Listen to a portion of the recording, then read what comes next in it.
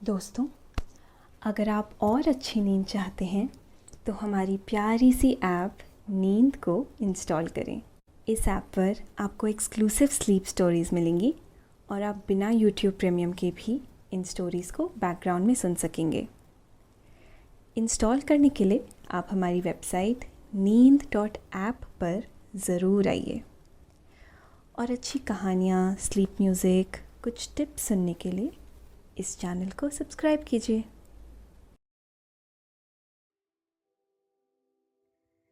नमस्कार, मैं शांभवी और आज आपको नींद के सुहाने सफर पर ले जाने के लिए मैं लेकर आई हूँ मुल्ला नसरुद्दीन के कुछ दिलचस्प किस्से। मुल्ला नसरुद्दीन तुर्की और संभवतः सभी इस्लामी देशों का सबसे प्रसिद्ध विनोद चरित्र है। उसकी चतुराई और वाक्पटुता के किस्से संभवतः किसी वास्तविक इमाम पर आधारित है। कहा जाता है कि उसका जन्म वर्ष 1207 में तुर्की के होरतो नामक एक गांव में हुआ था और वर्ष 1237 में वह अक्सेहिर नामक मध्यकालीन नगर में बस गया और जहां ईस्वी 1285 में उसकी मृत्यु हो गई। तुर्की में वह नसरुद्दीन होजा या खोजा के नाम से मशहूर है, पर अन्य देशों में उनके अलग अलग नाम हैं, जैसे नसरुद्दीन, अवंती, अंतेती, आपंती, रुमेलिया का जोहा आदि। लंबी दाढ़ी और बड़ी सी पगड़ी वाला खोजा यानी कि नसरुद्दीन एक ऐसा पात्र है जो अपने दुबले पतले गधे पर बैठकर जगह जगह देश परदेश घूमते रहता है। वह अपनी अनोखी सूझबूझ, तेज बुद्धि, साहस और हास्य व्यंग विनोद से सबको चकित कर देता है। मुल्ला नसरुद्दीन के इर्द गिर्द लगभग 350 कथाएं और प्रसंग घूमते हैं, जिनमें से बहुतों की सत्यता संदिग्ध है। उनके किस्सों में सीखने के लिए कुछ ना कुछ जरूर होता है, लेकिन वो उपदेश के रूप में नहीं होते। उनकी हास्यपद हरकतें होती हैं जो आखिर में कोई ना कोई संदेश जरूर देती हैं। वैसे भी व्यंग में कही हुई बातें ही लोगों को ज्यादा याद रहती हैं और यहाँ मुल्ला नसरुद्दीन के कुछ किस्से हैं जिससे उनकी हाजिर जवाबी का पता चलता है और यह भी पता चलता है कि कैसे वे हंसी हंसी में बड़ी बात कह देते थे। हम मुल्ला नसरुद्दीन के कई बेहतरीन किस्से आपको आगे सुनाएंगे, लेकिन पहले आप अपने आसपास की सारी लाइट्स ऑफ करके आराम से लेट जाएं।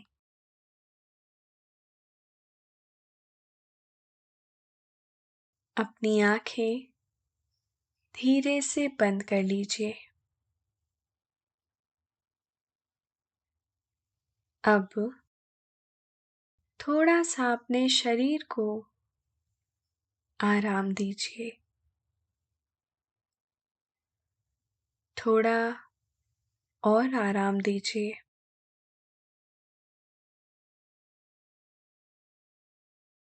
अपने शरीर को बिल्कुल ढीला छोड़ दीजिए। कोई टेंशन नहीं, कोई तनाव नहीं। अपने दिमाग में चल रहे सभी विचारों को चिंताओं को त्याग दें।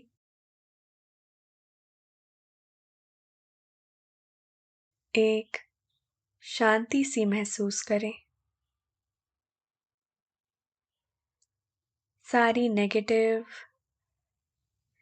सारी पॉजिटिव विचारों को धीरे धीरे निकाल दें।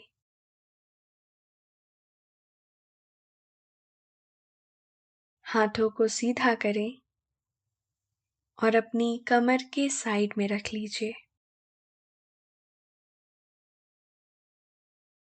अब अपनी सांस पर ध्यान लगाएं। इसको धीमे या तेज नहीं करना है। बस ध्यान देना है कि कैसे वो आपके नाक, गले में होते हुए आपके अंदर प्रवेश कर रही है और कैसे वो आपके गले और नाक के माध्यम से वापस निकल रही है। मन शांत, एकदम शांत होता जा रहा है। आप बहुत अच्छा महसूस कर रहे हैं। खुद को काफी हल्का फील कर रहे हैं।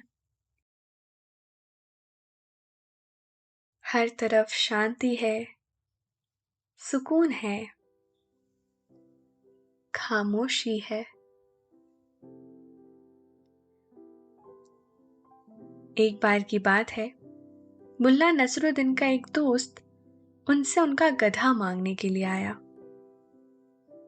मुल्ला को कहीं काम से जाना था, इसीलिए वह उसे गधा देना नहीं चाहता था।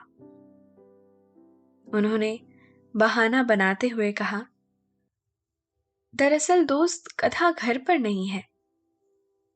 और इत्तेफाक से तभी उनके घर के पीछे से गधे के रेंकने की आवाज आई।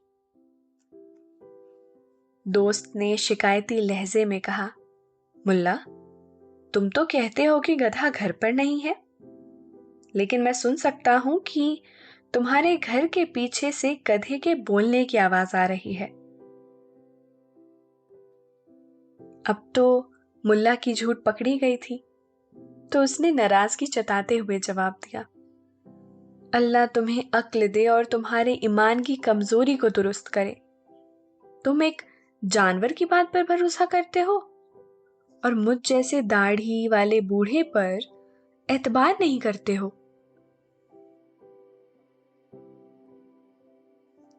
मुल्ला नसरुद्दीन दुनिया का सबसे पॉपुलर कैरेक्टर है। उनकी पॉपुलैरिटी का अंदाजा इस बात से लगाया जा सकता है कि इस नाम पर कई देशों की दावेदारी है। हिंदुस्तान के लोग कहते हैं कि मुल्ला नसरुद्दीन उनके देश का कैरेक्टर है और पाकिस्तान वाले उन्हें अपने यहाँ का बताते हैं। यूनान वाले कहते हैं कि वह हमारे यहाँ के हैं और अरब, ईरान, अफगानिस्तान, तुर्की, यूरोप, चीन और रूस वाले उन्हें अपने देश का बताते हैं। मुल्ला नसरुद्दीन सोवियत यूनियन का लोक नायक है। सिर्फ यही नहीं, मुल्ला पर एक रूस के राइटर ने तो पूरा उपन्यास से लिख डाला, जिस पर आधारित दूरदर्शन पर एक टीवी सीरियल भी काफी पहले आ चुका है और इसमें रघुवीर यादव ने मुल्ला नसरुद्दीन का रोल किया था। और सिर्फ यही नहीं, बल्कि रूस में तो मुल्ला नसरुद्दीन पर एक फिल्म तक बन चुकी है। रिसर्चर का कहना है कि मुल्ला नसरुद्दीन दरअसल तुर्की के रहने वाले थे। वहां उन्हें नसरुद्दीन होज्जा कहते थे। कुछ जगहों पर उन्हें ख्वाजा नसरुद्दीन भी कहा जाता है। रिसर्च बताती है कि जिस गांव में मुल्ला नसरुद्दीन का जन्म हुआ, वह गांव अब भी है और उस गांव में मुल्ला का घर अब भी मौजूद है। उस घर को तुर्की सरकार ने स्मारक में तब्दील कर दिया है और हर साल जुलाई महीने में मुल्ला के तुर्की शिवरी हिसार गांव में एक बड़ा उत्सव मनाया जाता है। इसमें तमाम लोग जुटते हैं और यहाँ जुटे लोग मुल्ला का रूप धर कर आते हैं। इस आयोजन में मुल्ला के किस्सों पर अभिनय भी किया जाता है। मुल्ला नसरुद्दीन एक दार्शनिक हैं, एक विचारक हैं, सूफी हैं, समाज सुधारक हैं और सत्ता व्यवस्था के विरोध में खड़े लोक नेता हैं। हर देश में मुल्ला नसरुद्दीन के सैकड़ों किस्से हैं। वहां उन्हें थोड़ी बहुत तब्दीली के साथ सुनाया जाता है। जैसे चीन और यूरोप में मुल्ला नसरुद्दीन को आफंदी कहा जाता है। मुल्ला के जो भी किस्से हैं, जाहिर है कि सभी सच्चे नहीं हैं। उन्हें बाद में जोड़ा गया है, लेकिन मुल्ला की बातें चुटीली और सिस्टम पर प्रहार करती सी लगती हैं। मुल्ला नसरुद्दीन की बातें बड़ी ही दार्शनिक किस्म की होती हैं। कभी उनमें हंसी की फूट होती है तो कभी उनमें कटाक्ष छिपा होता है। वह उपदेश नहीं देते, वह अपनी बातों से ही बहुत कुछ सिखा जाते हैं, गहरे संदेश दे जाते हैं। चेहरे पर लंबी दाढ़ी और सर पर बड़ी सी पगड़ी वाले मुल्ला नसरुद्दीन अपने दुबले पतले गधे पर बैठकर देश परदेश घूमते फिरते हैं। मुल्ला अपनी अनोखी समझ, तेज अक्ल, हिम्मत और हास्य व्यंग में सबको ही चकित कर देते हैं। मध्यकाल में मुल्ला नसरुद्दीन के किस्से का उपयोग तो तानाशाहों और अफसरों का मजाक उड़ाने के लिए किया जाता था। मुल्ला नसरुद्दीन इसीलिए इतना पॉपुलर है क्योंकि वह हर इंसान के दिल में बसता है। वह आचार्य रजनीश ओशो का भी प्रिय चरित्र है। वह अक्सर उनके किस्से सुनाते रहते थे। मुल्ला की बातों को समझने के लिए बहुत ज्ञानी होने की जरूरत नहीं है, बस आपको हंसना आना चाहिए। तो चलिए, फिर इंतजार किस बात का, आपको भी कुछ मुल्ला के दिलचस्प किस्से सुनाते हैं। एक बार मुल्ला नसरुद्दीन कुछ दोस्तों के साथ बैठे हुए थे। तभी एक दोस्त ने उनसे पूछा, मुल्ला, तुम्हारी उम्र क्या है? मुल्ला नसरुद्दीन ने बेबाकी से जवाब दिया, मेरी उम्र 40 साल। बात आई गई हो गई। कोई 10 बरस गुजरे और एक दिन किसी ने मुल्ला से फिर से पूछ लिया, अरे भाई, आप कितने साल के हो गए? मुल्ला ने फिर से कहा, 40 बरस के। अब जब यह बात पूछी जा रही थी तो वहां के कुछ दोस्त अभी भी मौजूद थे, जिनके सामने मुल्ला से 10 बरस पहले उम्र पूछी गई थी। उन्होंने मुल्ला को टोका और कहा, क्यों भाई मुल्ला नसरुद्दीन, तुमने तो 10 बरस पहले भी अपनी यही उम्र बताई थी। मुल्ला ने बहुत इत्मीनान से जवाब दिया, हाँ तो फिर, तुमने सुना नहीं है कि आदमी को अपनी बात से कभी मुकरना नहीं चाहिए? एक बार हुआ यूं कि मुल्ला को शहर काजी से एक दस्तावेज बनवाना था। उन्हें पता चला कि काजी बड़ा ही रिश्वतखोर है। वह बिना नजराना लिए कोई भी काम नहीं करता। मुल्ला नसरुद्दीन ने पता लगाया कि काजी को क्या चीज सबसे ज्यादा पसंद है। मुल्ला ने कई जगह पूछताछ की और तब उन्हें मालूम हुआ कि काजी को शहद बहुत ज्यादा पसंद है। मुल्ला के दिमाग की अब बत्ती जली। मुल्ला नसरुद्दीन ने एक घड़ा लिया और उन्होंने उस घड़े को गर्दन तक मिट्टी से भर दिया। उसके ऊपर बची थोड़ी सी जगह में उन्होंने शहद भर दी और घड़े के मुंह पर उन्होंने साफ कपड़ा बांध दिया। इसके बाद घड़ा लेकर वह काजी साहब के यहां जा पहुंचे। दरवाजा खटखटाया तो काजी के नौकर ने दरवाजा खोला। उन्होंने कहा कि काजी साहब से मुलाकात के लिए आया हूं, उन्हें नजराने में शहद देनी है। नौकर ने जैसे ही अंदर जाकर नजराने की बात कही, रिश्वतखोर काजी तुरंत मिलने के लिए आ गया। मुल्ला नसरुद्दीन ने काजी को शहद वाला घड़ा देते हुए कहा, हुजूर, आंगन के पेड़ में शहद की मक्खियों का छत्ता लगा हुआ था। ताजी शहद निकलवा कर बस आपके लिए ही ले आया हूं। अब काजी की खुशी का ठिकाना नहीं था। वो बहुत खुश हुआ और उसने घड़े पर बंधा कपड़ा हटाकर भी देखा कि कहीं ये मुल्ला मेरे से मजाक तो नहीं कर रहा। अंदर शहद देखकर वह बड़ा ही खुश हुआ। उसकी खुशी देखकर मुल्ला नसरुद्दीन ने तुरंत कहा, हुजूर, एक दस्तावेज बनवाना था। काजी ने खुशी खुशी तुरंत ही दस्तावेज बनाया और उस पर दस्तखत किए और पास ही रखी संदूक से मुहर निकालकर उस पर लगा दी। काम पूरा होते ही मुल्ला नसरुद्दीन वहां से तेजी से निकल लिए।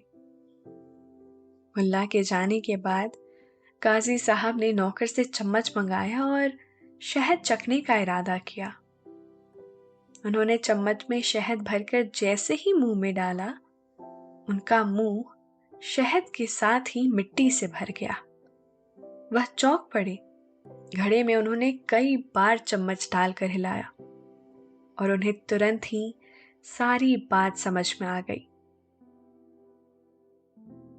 दोस्तों, अब से आप आपकी मनचाही दादी और नानी की कहानियों से प्यारी नींद की कहानियां सिर्फ और सिर्फ नींद ऐप पर ही सुन पाएंगे। तो इसी तरह हमारे साथ कहानियों के जरिए जुड़े रहने के लिए आपकी अपनी नींद ऐप इंस्टॉल करें। अब काजी के साथ इतनी बड़ी मजाक हो जाए तो वो अब ऐसे कहाँ रुकने वाला था। तो काजी ने तुरंत ही नौकर को मुल्ला नसरुद्दीन के घर भेजा और कहा कि उससे वो दस्तावेज मांग लाए। नौकर ने मुल्ला नसरुद्दीन के घर जाकर कहा, काजी साहब ने दस्तावेज मंगाया है। उन्होंने कहा है कि दस्तावेज में कुछ गड़बड़ हो गई है, दोबारा बनाना पड़ेगा। मुल्ला को ये बात समझ आ गई थी कि काजी ने इसे झूठ बोलकर दस्तावेज वापस मंगाया है। उसने फट से जवाब दिया, अरे भाई साहब, काजी साहब से कहना गड़बड़ दस्तावेज में नहीं, शहद में है।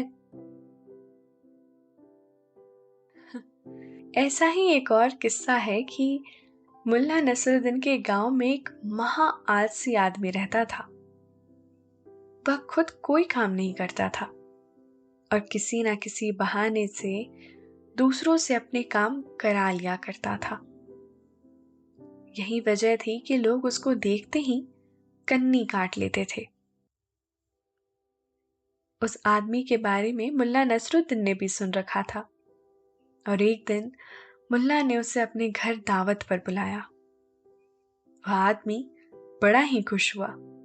उसने सोचा कि बहुत दिनों बाद दावत का मौका मिला है, जमकर लजीज खाना खाऊंगा। मुल्ला नसरुद्दीन की दावत के चक्कर में उसने एक दिन पहले से ही खाना बंद कर दिया ताकि जमकर दावत उड़ाई जा सके। दावत वाले दिन वह आलसी आदमी मुल्ला नसरुद्दीन के घर जा पहुंचा। बाहर पहुंचते ही उसने बड़े जोश से आवाज लगाई। तभी मुल्ला नसरुद्दीन बाहर निकला और उसका स्वागत करते हुए कहा, आ गए मेरे प्यारे दोस्त। उस आदमी ने बड़ी बेकरारी से कहा, अरे मुल्ला, जल्दी से खाना लगवाओ यार, बहुत जोर की भूख लगी है। मुल्ला नसरुद्दीन ने आलसी आदमी से कहा, माफ करना भाई, आज मैं आपको खाना नहीं खिला पाऊंगा। मुल्ला नसरुद्दीन की बात सुनकर उस आदमी ने बड़ी ही बेचैनी से पूछा, क्यों, क्या बात है? सामान तो सारा ही तैयार रखा है, बस एक छोटी सी चीज की कमी रह गई है। उस आदमी ने जल्दी से पूछा कि किस चीज की कमी रह गई है। मुल्ला नसरुद्दीन ने उस आदमी के कान के पास मुंह ले जाकर कहा, काम करने वाले 2 हाथों की। उस आदमी ने बेचैनी से कहा, मेरे तो अब इतनी ताप बची नहीं कि मैं घर वापस जा सकूं, कुछ पानी ही पिला दो। मुल्ला नसरुद्दीन ने उसे पानी ला कर दिया। उस आदमी ने कई कटोरा पानी पिया और तेजी से घर की तरफ भाग निकला, क्योंकि उसे ये समझ आ गया था कि मुल्ला ने उसकी फिरकी लेने के लिए उसे दावत पर बुलाया था और उसके बाद वह दोबारा कभी मुल्ला नसरुद्दीन के सामने नहीं पड़ा, और अगर कभी वह मुल्ला को आते देखता तो रास्ता ही बदल लेता। एक बार मुल्ला नसरुद्दीन एक बहुत सुंदर चमकदार पगड़ी लेकर दरबार पहुंचा। वह यह पगड़ी बादशाह को बेचना चाहता था। बादशाह ने पगड़ी देखी तो मुल्ला नसरुद्दीन से पूछा, तुम्हारी पगड़ी तो बहुत ही शानदार है, तुमने इसकी क्या कीमत दी है? मुल्ला नसरुद्दीन ने झट से कहा, 1000 सोने की मुहरें। वजीर मुल्ला की चाल को भांप गया। वह तुरंत राजा के कान में फुसफुसाया, महाराज यह झूठ बोलता है, कोई बेवकूफ ही इस पगड़ी की इतनी कीमत दे सकता है। बादशाह ने वजीर की बात सुनकर मुल्ला को टोका, मुल्ला, एक पगड़ी की कीमत इतनी ज्यादा कैसे हो सकती है भला? तुम ये बताओ कि तुमने इतनी कीमत क्यों अदा की? मुल्ला ने तपाक से कहा, बादशाह सलामत, इतनी ज्यादा कीमत चुकाने की वजह यह है कि मैं एक बात जानता हूं कि पूरी दुनिया में एक ही बादशाह है जो इतनी कीमत अदा कर सकता है। बादशाह मुल्ला नसरुद्दीन की बात सुनकर बहुत ही खुश हुआ और उसने उस पगड़ी के बदले मुल्ला को 2000 सोने की मोहरें दे दी।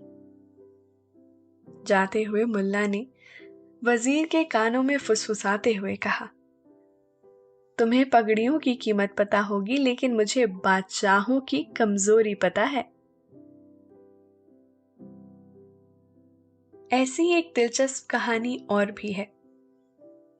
मुल्ला नसरुद्दीन जितनी ही अपनी मजाकी रवैये में अच्छा था, लेकिन उसकी लिखावट उतनी ही खराब थी। पढ़ना भी वह बस थोड़ा बहुत ही जानते थे, लेकिन गांव में बाकी लोग इतना भी नहीं जानते थे। एक बार उनके पास गांव का एक आदमी आया। उसने कहा कि मेरे भाई को एक खत लिख दो। अब मुल्ला हमारे होशियार तुरंत तैयार हो गए। मुल्ला ने कागज और कलम संभाला और लिखने बैठ गए। वह आदमी जो कुछ भी बताता जा रहा था, मुल्ला अपनी टूटी फूटी लिखावट में लिखने लगे। कुछ देर बाद उस आदमी ने रोकते हुए कहा कि जरा पढ़कर सुनाओ कि क्या क्या लिख दिया है, मैं सुन लूं कि कुछ कहने से छूट तो नहीं गया। मुल्ला ने अपनी लिखावट पर गहरी नजर डाली और फिर पढ़ना शुरू किया। भाई, अस्सलाम वालेकुम। इसके आगे मुल्ला पढ़ ही नहीं सके कि उन्होंने क्या कुछ लिखा है। उस आदमी ने कहा, अजीब बात है, तुम अपनी ही लिखावट नहीं पढ़ पा रहे हो तो फिर इसे दूसरे कैसे पढ़ सकेंगे?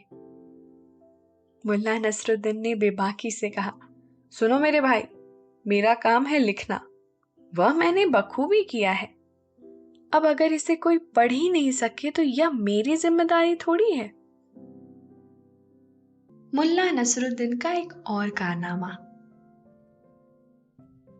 मुल्ला नसरुद्दीन और टैक्स अफसर की कहानी। मुल्ला नसरुद्दीन के किस्से सुनना ही एक हंसी भरा सफर है। उनके किस्से ना सिर्फ हंसाते हैं, बल्कि वह हमें यह सिखाते हैं कि जिंदगी के हर पल को हम हंसते गाते काट सकते हैं, क्योंकि हर समय परेशान होने से ही रास्ता नहीं निकलता। तो एक बार की बात है, कुछ यूं हुआ कि मुल्ला नसरुद्दीन को बुखारा की याद आने लगी। उसका गांव बुखारा। तो उसने सोचा कि क्यों ना बुखारा चला जाए। वह पिछले 10 साल से अपने वतन से दूर यहां वहां की खाक छानता फिर रहा था। 10 वर्षों में वह बगदाद, इस्तांबुल, तेहरान, तिफलिस, अखमेज और दमश्क जैसे मुल्कों में घूम आया था। वह जहां भी गया अपनी खुशमिजाजी, होशियारी और जनता की खैर ख्वाही की वजह से खूब चर्चित हो गया। सो जब उसे अपने वतन की याद आई तो उसने बस जाने का फैसला कर लिया और एक दिन अपने प्यारे गधे पर सवार होकर निकल पड़ा। और फिर उसने एक बुखारा जा रहे काफिले का साथ पकड़ लिया। आगे आगे काफिला जा रहा था और सबसे पीछे अपने गधे पर सवार मुल्ला नसरुद्दीन। ऊंटों के चलने से उठने वाली गुबार से मुल्ला नसरुद्दीन लथपथ हो गया था। गर्द की एक मोटी परत उसके चेहरे पर जमी हुई थी। हालत ऐसी हो गई थी कि इस हालत में कोई उसे पहचान भी नहीं सकता था। लेकिन उसे कोई फर्क ही नहीं पड़ रहा था। वह तो खुश था।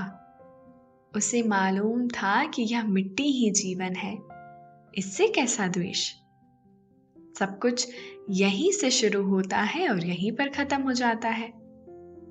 और ये मिट्टी तो उसके दिल के और भी करीब थी, क्योंकि ये मिट्टी उसके मुल्क बुखारा की थी। चलते चलते अब शाम होने को थी। ऊंट के साए लंबे हो चले थे। वहीं बहुत दूर एक सोने का प्याला धीरे धीरे नीचे जा रहा था। मुल्ला अब खुश था कि वो अब जल्द ही बुखारा पहुंच जाएगा। लेकिन जिस वक्त काफिला बुखारा शहर की 4 दीवारी के करीब पहुंचा तो फाटक पर तैनात पहरेदार फाटक बंद करने जा रहे थे।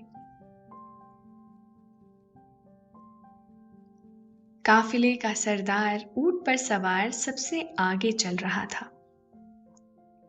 उसने पहरेदारों को फाटक बंद करते हुए देखा तो दूर से ही मोहरों की थैली हवा में हिलाते हुए जोर से आवाज लगाई, रुको रुको, जरा इंतजार करो, बस हम पहुंच ही गए हैं। आवाज तो उसने तेज ही लगाई थी, लेकिन काफिला जरा दूर था और हवा का शोर भी कुछ ज्यादा था। नतीजे में काफिले के सरदार की आवाज पहरेदारों तक नहीं पहुंची। उन्होंने सूरज डूबते ही हमेशा की तरह फाटक बंद कर दिया। बड़े बड़े पल्लों वाले फाटक बंद करने के बाद पहरेदार सीढ़ियों से होते हुए बुर्ज पर जा पहुंचे और तोप की कमान संभाल ली। अब कुछ नहीं हो सकता था। अब और कोई उपाय ना दिखते हुए काफिले के सरदार ने सबको 4 दीवारी के पास ही डेरा डालने का हुक्म दिया। चारों तरफ अंधेरा फैल गया था और अब हवा में थोड़ी ठंडक भी आ गई थी। इस अंधेरे में फाटकों के दोनों किनारों पर बनी बुर्ज पूरी शान से खड़ी हुई थी। कुछ देर बाद और भी अंधेरा घिर आया और रात की अजान होने लगी। काफिले के सभी लोग नमाज के लिए उठ खड़े हुए, लेकिन मुल्ला नसरुद्दीन अपने गधे के साथ एक तरफ खिसक लिया। रास्ते में वह अपने गधे से कहने लगा, मियाँ गधे, काफिले में मौजूद इन लोगों को तो खुदा ने हर नेमत से नवाजा है। इसके लिए इन ताजिरों को खुदा का शुक्रिया अदा करना ही चाहिए। यह लोग तो हलक तक खाना खा चुके हैं, नमाज बाद अभी कहवा भी पिएंगे। एक मैं और तू ही हैं जो अब तक भूखे हैं, और ना ही अब हमें रात का खाना नसीब होगा। हम किस लिए खुदा का शुक्रिया अदा करें? अगर हमारा शुक्रिया चाहते ही हैं तो मेरे लिए गुलाब की तश्तरी और तेरे लिए घास भिजवा दे। ऊपर वाले से यूं शिकवा शिकायत करते हुए मुल्ला नसरुद्दीन काफिले से काफी दूर आ गया।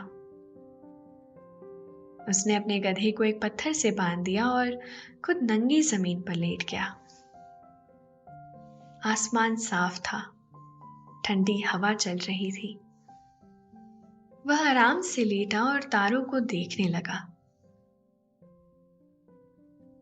मुल्ला और तारों की ऐसी दोस्ती थी कि तारे उसे और वह इन तारों को खूब पहचानता था।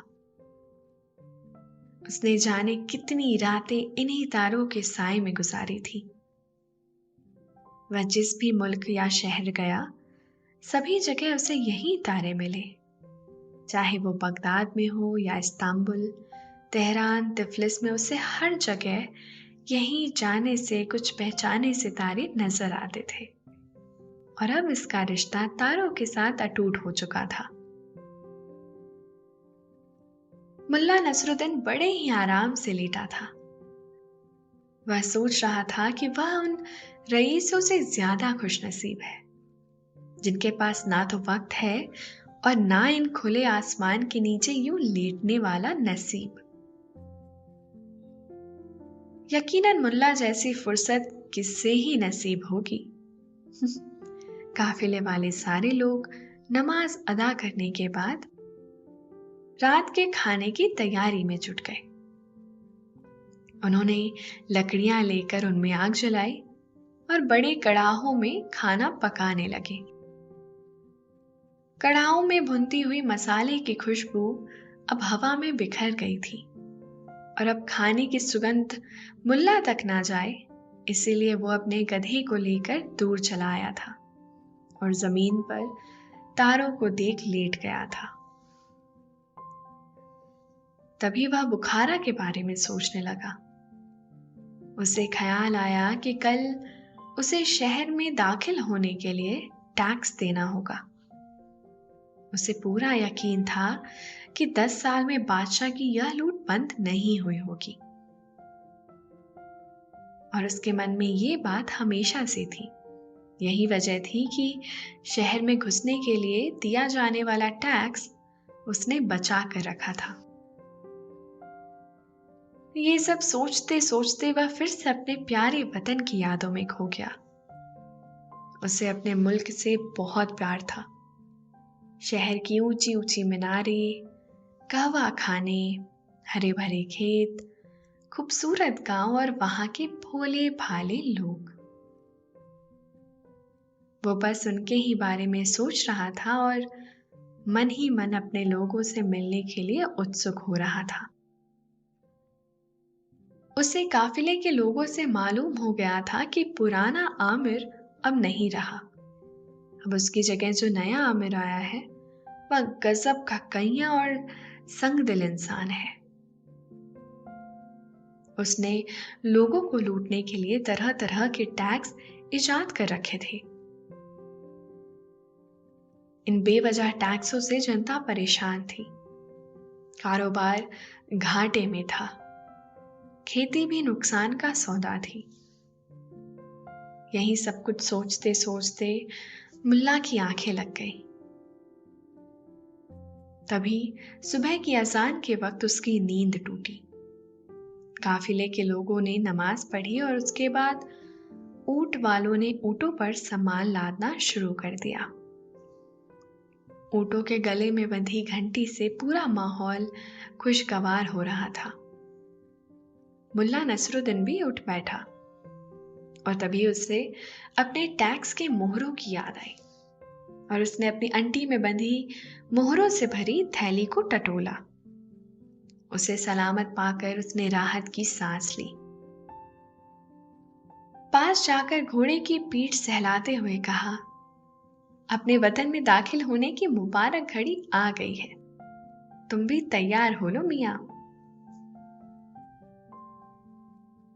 कुछ ही देर में शहर का फाटक फिर से खुल गया और काफिला फाटक की तरफ बढ़ चला। पूरी सड़क पहरेदारों से घिरी हुई थी। ढेर सारे सिपाही भी वर्दी पहने डटे हुए थे। वह आपस में ताजिरों से मिलने वाली रिश्वत के लिए धक्का मुक्की कर रहे थे। तभी एक तोंदू अफसर बाहर आया। उसके चेहरे पर काइयापन साफ नजर आ रहा था। उसने मुस्कुराते हुए कहा, प्यारे ताजिरों, बुखारा में तुम्हारा स्वागत है। मेरी खुदा से दुआ है कि वह तुम्हें अपने सफर में कामयाब करे। अपनी बात पूरी करने के साथ ही उसने ललचाई नजरों से ताजिरों की तरफ देखा। फिर उसने आगे कहा, आपको आमिर का हुक्म तो मालूम ही होगा, फिर भी मैं बताए देता हूं। अगर कोई ताजीर अपने माल को छुपाकर बिना टैक्स दिए ले जाने की कोशिश करेगा तो उसे सख्त सजा मिलेगी। इसके बाद वह कईया अफसर पहरेदारों की तरफ मुड़कर बोला, बुखारा के वफादारों, चलो अपना काम शुरू करो। अफसर का हुक्म मिलते ही सिपाही ऊंटों की तरफ तेजी से भागे। उन्होंने अपनी तलवारों से ऊंटों पर बंधे मोटे रस्से को काट डाला। देखते ही देखते सारा सामान उन्होंने जमीन पर बिखरा दिया। अब हर तरफ सड़क पर कीमती सामान बिखरा दिखाई दे रहा था। सड़क पर हर तरीके का सामान फैल चुका था। कुछ इसमें कीमती रेशम के कपड़े थे, तो कहीं काली मिर्च थी, कहीं चाय की पत्ती, इत्र की शीशियां, कपूर और तिब्बती दवाओं के डब्बे थे। अब सिपाहियों को सभी कीमती चीजें दिखे तो उनसे रहा नहीं गया और सिपाही जल्दी जल्दी यह सारा माल अपनी जेबों में ठूसने लगे। ताजीर बेचारे बेबस से यह सारी लूट खसोट देखने को मजबूर थे।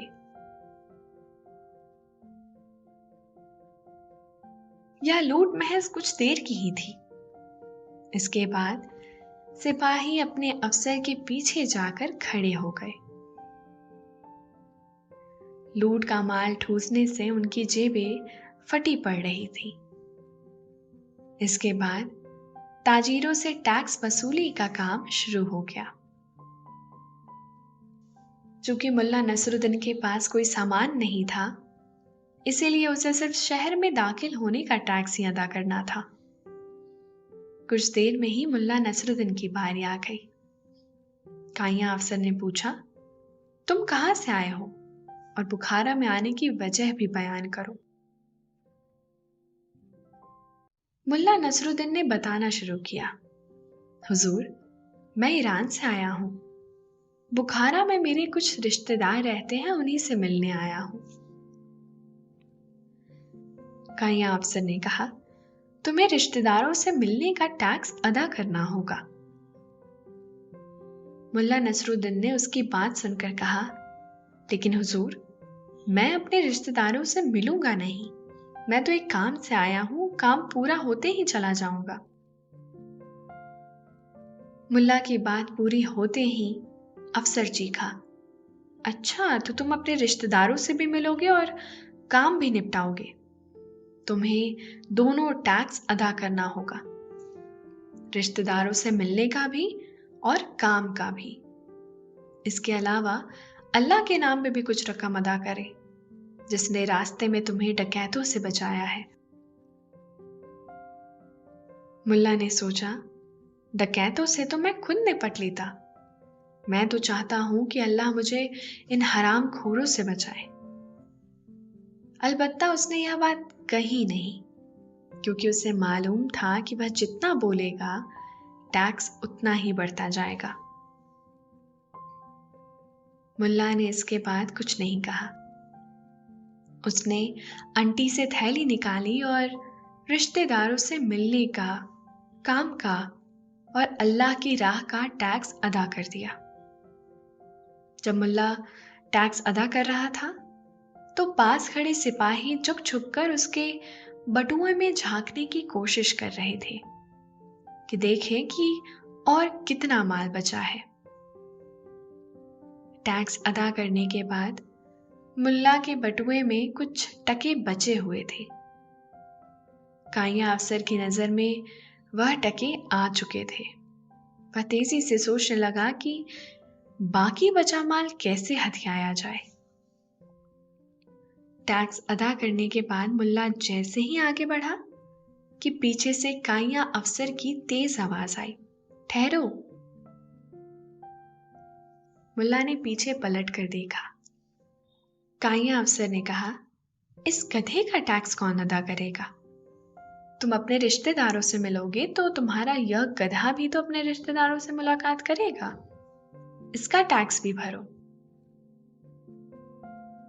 मुल्ला ने अपना बटुआ बाहर निकाला और उसे खोलते हुए बड़े ही मिठास भरी आवाज में कहा, बिल्कुल सही फरमाया आपने। बुखारा में मेरे गधे के रिश्तेदारों की तादाद बहुत ज्यादा हो गई है। जैसे यहाँ का काम चल रहा है उससे यही अंदाजा होता है। इससे पहले कि वह काइया अफसर मुल्ला की बातों का मतलब समझ पाता, मुल्ला अपने गधे पर सवार हुआ और उसे सरपट दौड़ा दिया। उसे जो पहली गली मिली उसने अपने गधे को उसमें मोड़ दिया। उस गली में मुड़ने से पहले मुल्ला नसरुद्दीन के कानों में उस काइया अफसर की आवाज टकराई थी। वह अपने सिपाहियों से कह रहा था, जाओ पकड़ो उस शैतान को, देखो किसी भी हालात में जाने ना पाए। मुल्ला नसरुद्दीन अपने गधे का लगातार हौसला बढ़ा रहा था। तेज और तेज मेरे वफादार दोस्त, अगर आज तू नहीं भागा तो मुझे टैक्स में अपनी गर्दन भी देनी पड़ सकती है। मुल्ला नसरुद्दीन का गधा उससे भी ज्यादा चालाक था। मालिक ना भी कहे तो वो भी हालात देखकर अपनी चाल धीरे और तेज कर लेता था।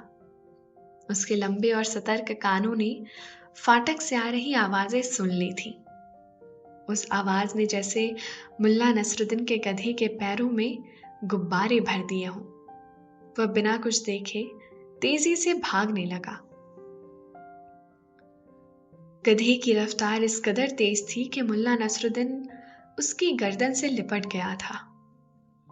पूरी गली में बवाल मच गया। कुत्ते दुम दबाकर भाग खड़े हुए। मुर्गियां शोर मचाते हुए यहां वहां भागने लगी। लोग भी दीवारों से चिपक कर खड़े हो गए कि कहीं गधे की जद में ना आ जाए। बाहर फाटक के पास खड़ा वो अफसर भी अब सोच में पड़ गया था कि ऐसा व्यक्ति हो कौन सकता है जिसने मुझसे इस तरीके से बात करने की हिम्मत दिखाई। हो ना हो या कहीं मुल्ला नसरुद्दीन तो नहीं, क्योंकि सिर्फ वही है जो इस चालाकी से ऐसा कुछ कर सकता है। दोपहर होते होते शहर में यह खबर आग की तरह फैल गई कि रिश्वतखोर अफसर को एक आदमी ने बहुत कड़ाकेदार जवाब दिया है। लोगों तक जब यह खबर पहुंची तो सब खुशी मनाने लगे। अब ये खबर शाम तक खुशी में बदल गई थी, क्योंकि लोगों को यकीन हो गया कि ऐसा जवाब तो सिर्फ मुल्ला नसरुद्दीन ही दे सकता है। इसका मतलब यह हुआ कि वह बुखारा में लौट आया है।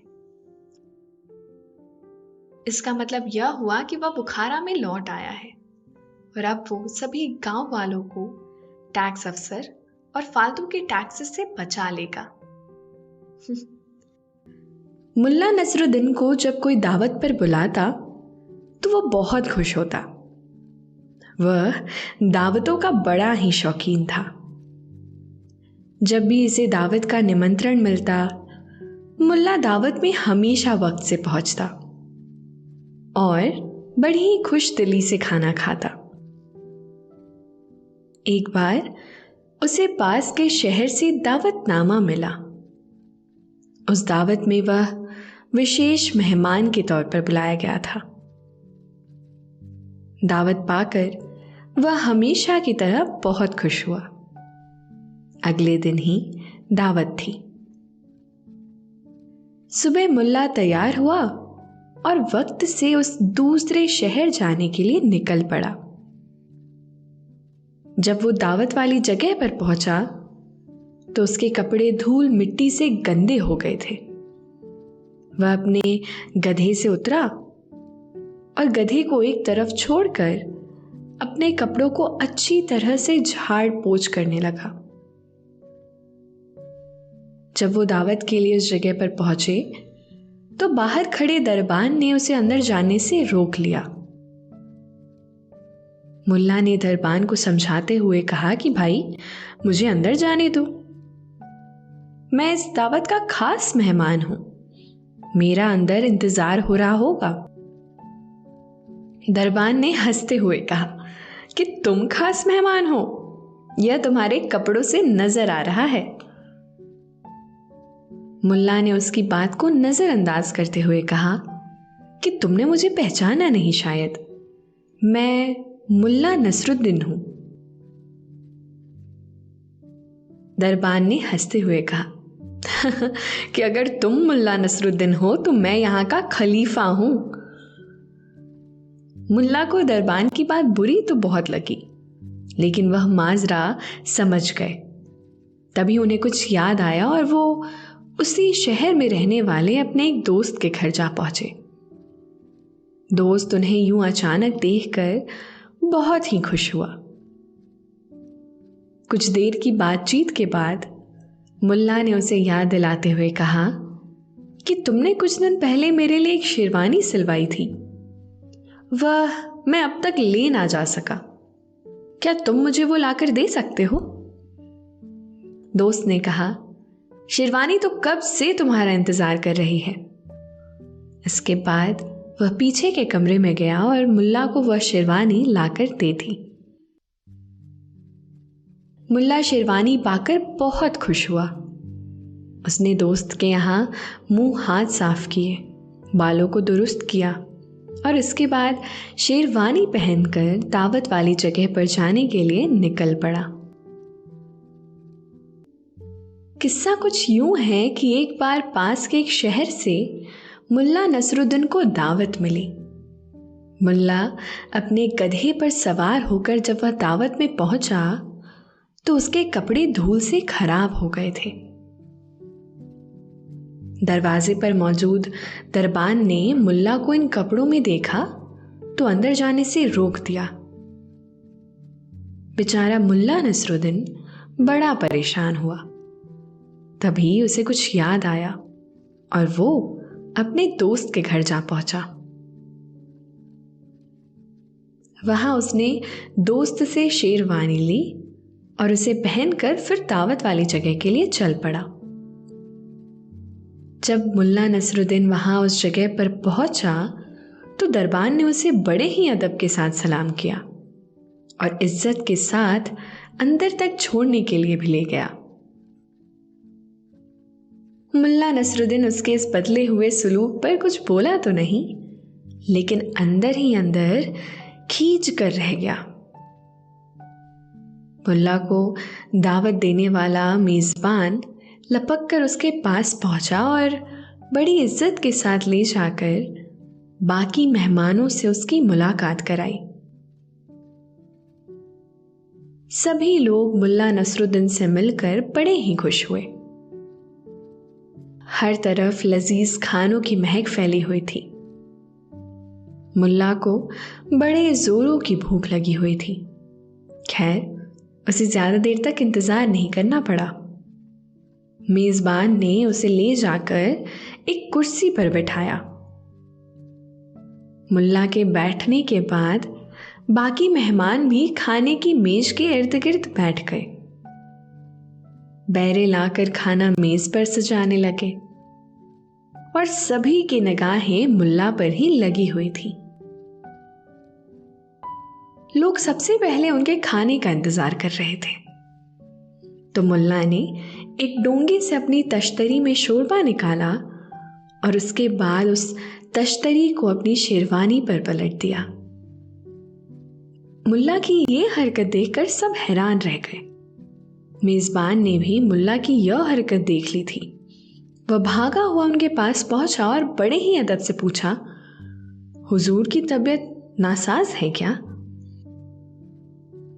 मुल्ला ने उसकी बात को नजरअंदाज करते हुए अपनी शेरवानी की तरफ देखते हुए कहा, शेरवानी मोहतरम, आपको यह शोरबा लजीज लगा होगा। आपको तो पता ही है कि इस महफिल में हमें नहीं बल्कि आपको बुलाया गया है। तो ये थी कहानी मुल्ला नसरुद्दीन की दावत की। और इसी तरह से एक बार की बात है, मुल्ला नसरुद्दीन किसी काम से बाजार गए हुए थे। वह अपने गधे से उतरकर खड़े ही हुए थे कि तभी एक अनजान आदमी वहां आया और उन्हें जोर का एक तमाचा रसीद कर दिया। मुल्ला उसके सुलूक पर बड़े ही हैरान परेशान हुए। उनकी समझ में नहीं आया कि आखिर उसने उन्हें किस गुस्ताखी की सजा दी है। वह कुछ कहते इससे पहले ही उस आदमी ने उनसे माफी मांगते हुए कहा, भाई मुझे माफ करना, मैंने किसी और को समझकर आपको यह थप्पड़ मार दिया। आप नाराज मत होइएगा। मुल्ला को उसकी बात पर भरोसा नहीं हुआ। उन्होंने उससे कहा, तुमने बहुत खराब हरकत की है, अब तो इसका इंसाफ काजी ही करेगा। मुल्ला उस आदमी को लेकर शहर काजी के पास गया और अपनी शिकायत उसे सुनाते हुए इंसाफ की दरख्वास्त की। इसी बीच मुल्ला ने देखा कि काजी और उस आदमी में कुछ खुसर फुसर शुरू हो गई। मुल्ला उनसे जरा दूर खड़ा था। वह उनकी बातें सुन तो नहीं सका, लेकिन उसने सोचा कि दोनों शायद पहले से ही एक दूसरे से वाकिफ हैं, इसीलिए एक दूसरे का हाल चाल पूछ रहे हैं। उनकी खुसर फुसर खत्म होते ही मुल्ला ने काजी से इंसाफ करने को कहा। काजी ने उस आदमी से पूछा, मुल्ला ने जो इल्जाम तुम पर लगाया है क्या वह सच है? उस आदमी ने कहा, मुल्ला की बात सच है, लेकिन मैंने इन्हें कोई दूसरा आदमी समझकर थप्पड़ मार दिया था, इसके लिए मुझे माफ किया जाए। उसकी बात सुनते ही काजी ने तुरंत फैसला सुनाते हुए कहा, तुम्हें मुल्ला नसरुद्दीन को थप्पड़ मारने का जुर्माना अदा करना होगा। मैं तुम पर 1 दिनार का जुर्माना लगाता हूं। मुल्ला काजी के फैसले से बिल्कुल भी खुश नहीं हुआ। अभी वह कुछ कहता तभी काजी ने आगे कहा, समझ सकता हूं कि इस वक्त तुम्हारे पास जुर्माना अदा करने के लिए दिनार नहीं होगी, तुम जा सकते हो। जब तुम्हारे पास माल आ जाए तो मुल्ला को जुर्माना अदा कर देना। काजी की बात सुनकर मुल्ला को सारा माजरा समझ में आ गया कि दोनों आपस में मिले हुए हैं। मुल्ला ने उस वक्त तो कुछ नहीं कहा और चुपचाप वहां से चला गया। काफी वक्त गुजरने के बाद भी वह आदमी दिनार लौटाने वापस नहीं आया। यह सुनकर मुल्ला को यकीन हो गया कि ये दोनों मिले हुए हैं, लेकिन मुल्ला कुछ कर नहीं सकते थे। यह फैसला सुनकर वो आदमी खुशी खुशी वहां से चलता बना। मुल्ला ने काजी से पूछा, काजी साहब, आपको क्या लगता है कि आपका यह फैसला दुरुस्त है? काजी ने तुरंत ही जवाब दिया, बिल्कुल दुरुस्त है। एक थप्पड़ के बदले 1 दिनार का जुर्माना काफी है। इतना सुनते ही मुल्ला नसरुद्दीन ने काजी को एक जोरदार थप्पड़ रसीद कर दिया। काजी इसके लिए तैयार ही नहीं था, वह चकरा कर गिर पड़ा। मुल्ला ने उसकी तरफ देखते हुए कहा, वो अनजान आदमी जब जुर्माना देने के लिए लौटेगा तो वह 1 दिनार आप अपने पास रख लीजिएगा। इससे पहले कि काजी सिपाहियों को अपनी मदद के लिए बुलाता, मुल्ला अपने गधे पर सवार होकर वहां से भाग निकला। तो ये थी मुल्ला नसरुद्दीन की चतुरता की कहानी। एक बार कुछ यूं हुआ कि मुल्ला नसरुद्दीन को कुछ लोगों ने तकरीर करने के लिए बुलाया। मुल्ला नसरुद्दीन जब तकरीर करने पहुंचा तो वहां मौजूद लोग उसे कुछ खास पसंद नहीं आए। वह बड़े ही काइयां लोग थे। उनका इरादा मुल्ला की तकरीर के बीच हल्ला गुल्ला करने का था। मुल्ला यह बात भाप गया। उसने तकरीर शुरू करते हुए पूछा, क्या आप लोगों को मालूम है कि मैं यहां किस मसले पर तकरीर करने आया हूं? वहां बैठे लोगों ने एक सुर में कहा, नहीं, हमें बिल्कुल नहीं पता। मुल्ला नसरुद्दीन ने बड़ी सादगी से जवाब दिया, मैं उन लोगों के बीच तकरीर करना बिल्कुल भी पसंद नहीं करूंगा जिन्हें ये तक नहीं पता हो कि मैं यहां किस विषय पर बोलने के लिए आया हूं। यह कहते हुए मुल्ला मंच से उतरा और गधे पर सवार होकर चलता बना। वो लोग भी हार मानने वाले में से नहीं थे।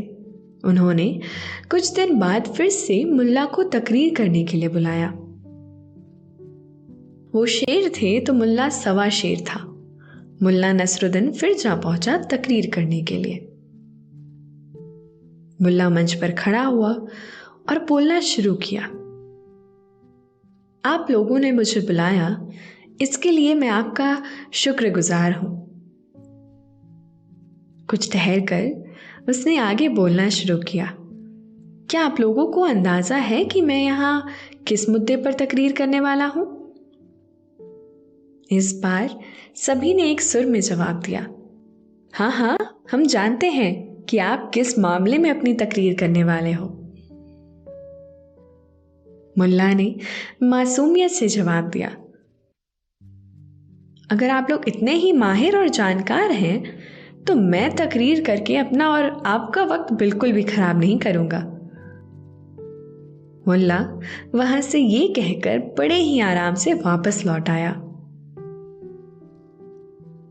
लोगों ने आपस में कुछ खुसर फुसर की और फैसला हुआ कि मुल्ला को फिर से तकरीर के लिए बुलाया जाएगा और मुल्ला को फिर से दावतनामा भेजा गया। मुल्ला तकरीर करने के लिए तीसरी बार उन लोगों के बीच पहुंचे। मुल्ला को इज्जत के साथ मंच पर पहुंचाया गया। मुल्ला ने सभी का शुक्रिया अदा किया और तकरीर शुरू करते हुए पूछा, आप लोगों को इस बात की जानकारी है कि मैं आज किस बारे में तकरीर करने वाला हूं? इस बार आधे लोगों ने कहा हां और आधे लोगों ने ना कहा।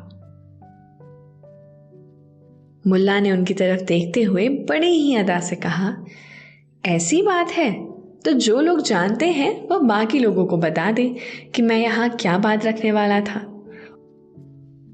और ये कहकर मुल्ला फिर से अपने घर रवाना हो गया।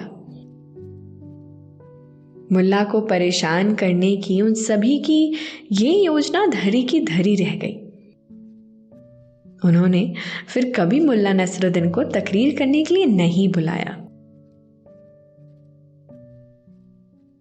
ऐसे ही सालों पहले एक भिखारी नंदा नगरी में भूख से तड़पने के कारण खाने के लिए कुछ मांग रहा था।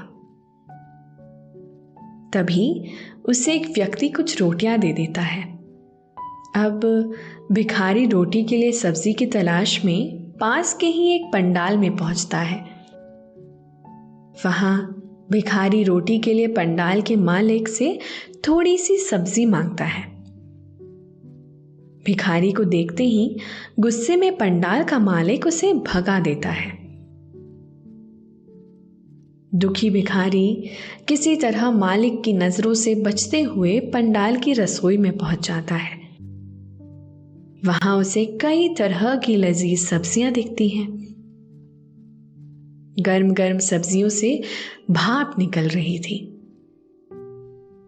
भाप को देखकर भिखारी के मन में हुआ कि अगर रोटियों को इस भाप के ऊपर रख दिया जाए तो सब्जी की खुशबू उनमें मिल जाएगी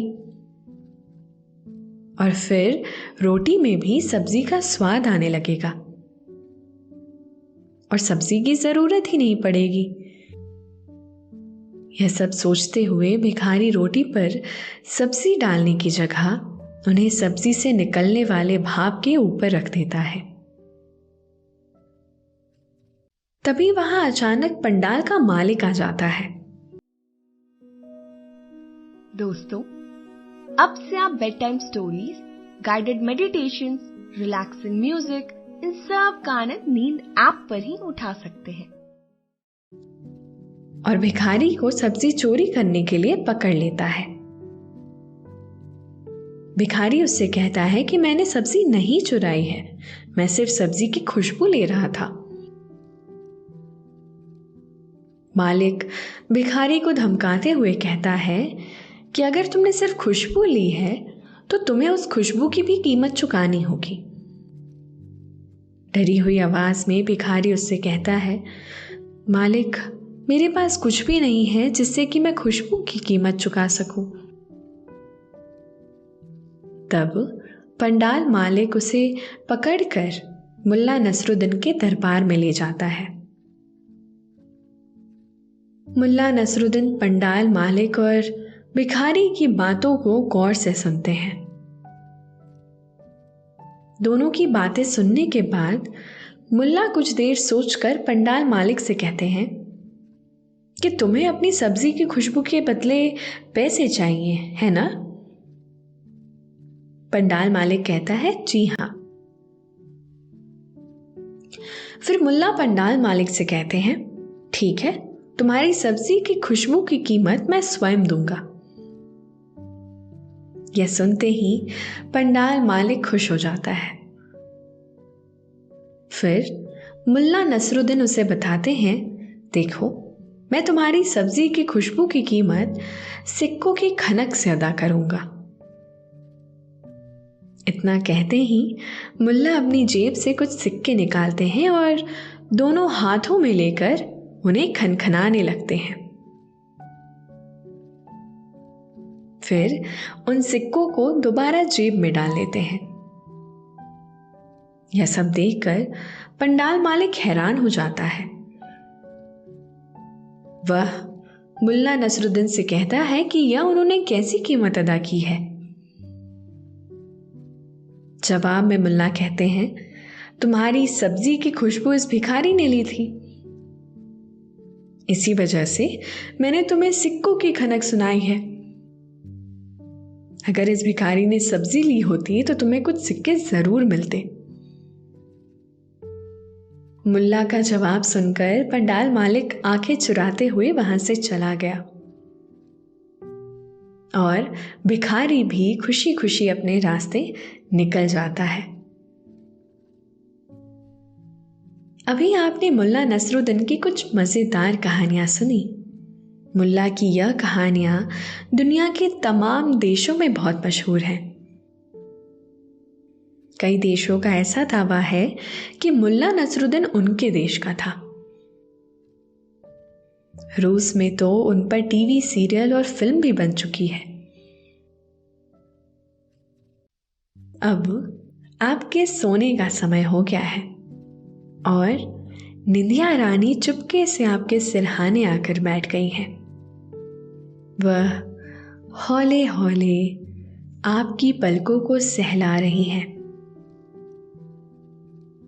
आपकी पलकें बोझिल होती जा रही हैं।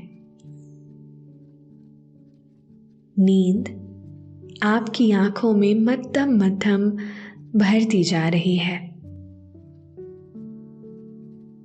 आप पर नींद की खुमारी छाने लगी है।